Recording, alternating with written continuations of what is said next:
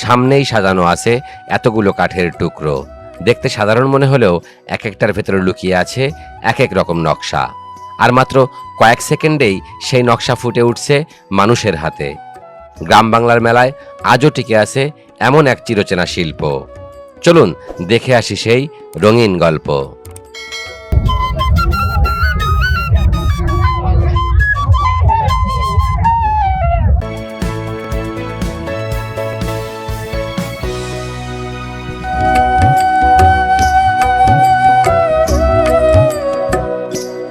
মেলার ভিড়ের মাঝখানে মাটির উপর কাপড় বিছিয়ে বসে আছেন এক প্রবীণ কারিগর। তার সামনে সারি সারি সাজানো নানা আকারের কাঠের ছাপ, কোথাও ফুল, কোথাও লতাপাতা, কোথাও নানা ধরনের নকশা। আবার কোনো কোনো কাঠের ব্লকে রয়েছে বড় বড় অক্ষরও। প্রতিটি কাঠের নিচের অংশে খোদাই করা রয়েছে আলাদা নকশা। সেই অংশে রং লাগিয়ে হাতের উপর চাপ দিলেই মুহূর্তের মধ্যেই ফুটে ওঠে পছন্দের ছাপ।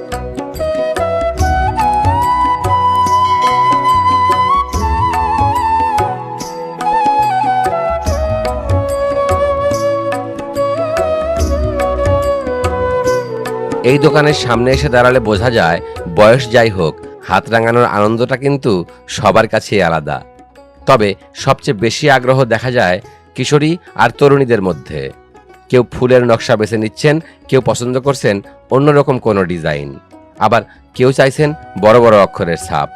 কয়েক সেকেন্ডের মধ্যেই সাধারণ একটি হাত হয়ে উঠছে রঙিন নকশায় ভরা। দাম হয়তো খুব বেশি নয়, 5 থেকে 10 টাকা, কিন্তু মেলায় এসে হাতে এমন একটি ছাপ নেওয়ার আনন্দ, তার সঙ্গে জড়িয়ে থাকে ছোট্ট একটা স্মৃতি।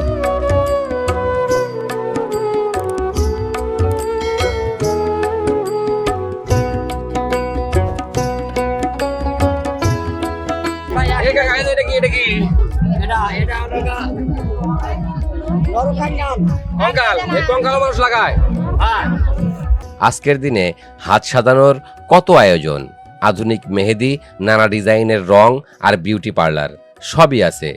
তারপরও গ্রামের মেলায় এই কাঠের ছাপের আবেদন এখনো পুরোপুরি হারিয়ে যায়নি।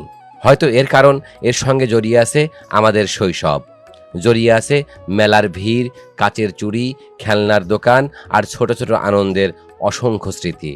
আমাদের আগের প্রজন্ম হয়তো কোনো এক মেলায় এসে ঠিক এভাবেই হাত রাঙিয়েছিল।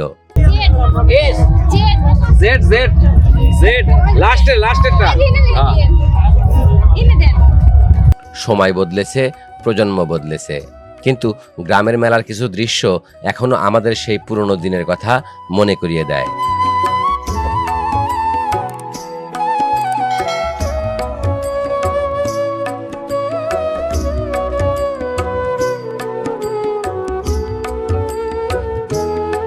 তবে আনন্দের পাশাপাশি একটি বিষয় মনে রাখা জরুরি, হাতে ব্যবহার করা যে কোনো রং সবার ত্বকের জন্য সমানভাবে উপযোগী নাও হতে পারে।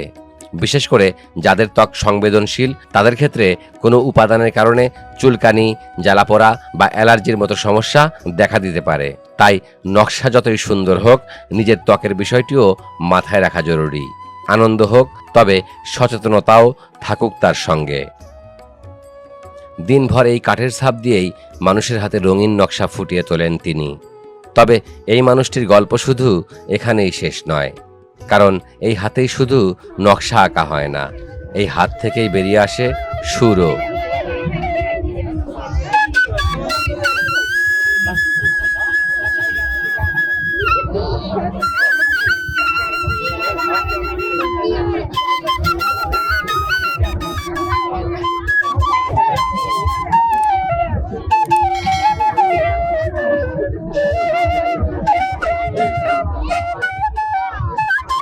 যে হাতে কাঠের ব্লক, সেই হাতেই বাঁশির সুর।